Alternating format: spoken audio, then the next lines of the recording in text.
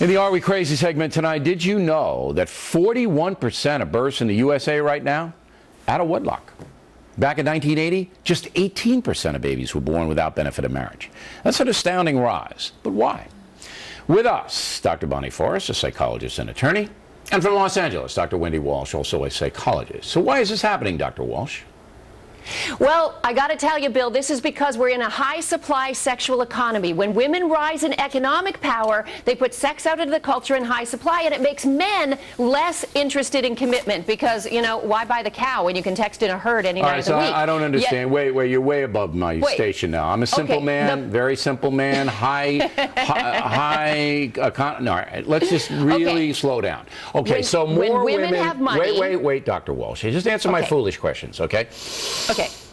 More women are being more prosperous in the marketplace, all right? I think that's a fact. Everyone will agree. Yep. How does that impact on men and marriage?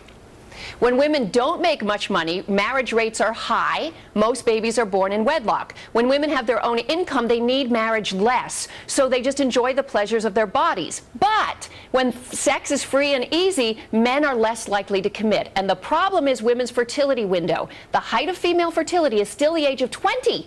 It takes a dive at 30 and falls off a cliff at 35. Yet there's a guy riding the wave of free sex until he's 40, and he can marry a girl who's 25. Here's the deal. 1980, there was free sex all over the place. That was the disco era, okay? The disco era, where everybody was just running around, except me, because I'm a boring guy. All right? Now, it was 18% then. With everybody doing everything crazy, all right? So because everybody wasn't doing everything crazy. That sex was more associated with marriage. Remember, it was called premarital sex. I have to disagree with you. It's not called premarital sex anymore. The disco era before the AIDS epidemic came in was crazy. All right, Dr. Forrest, you say? I was here in New York at that time. It was very crazy, Bill, and so I agree with you. Part of it's cultural. Part of it's economic, but I disagree a little bit about, I don't think it's about sex. I think it's partially because you have manufacturing jobs going away, so you have men who don't feel that they can support a family.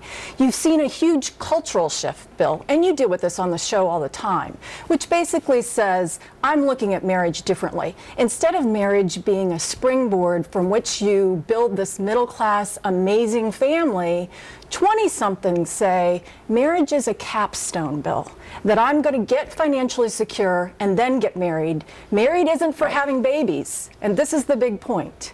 It's really about personal fulfillment, and the two have become uncoupled. What I hear both of you saying is there's a large degree of selfishness in play here. Because look, I mean, no matter what you think about straight marriage, gay marriage, whatever, you know, out of wedlock birth, the optimum is a man and a woman. It is. Married with the children.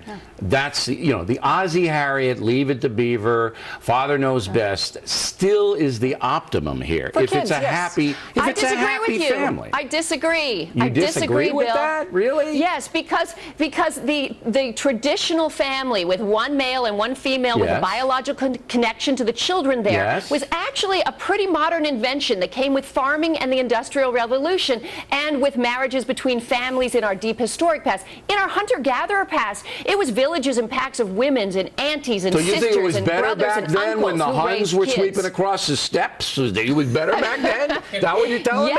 Yes, because women were very successful hunters as well as gatherers. So you want and they the were women to be hunting instead of having raising kids? Well, they are now. All right. They are now on Wall Street. All right, Doc. And this I'll is give you the all last in my word, new Dr. book. Forrest. You've got to get it. You know, Bill, I think what's interesting is that this can be a really bipartisan issue. I think how we get to it, we need to deal with it culturally, not necessarily promoting marriage, but saying, let's wait to have the carriage until after you're married. I think you got to think about economically, there are some things. The children and what is best for the children, not what's best for you. Pro-kid. Yeah, I think that's it. And look, I'm not going to make any judgments about anything, all right?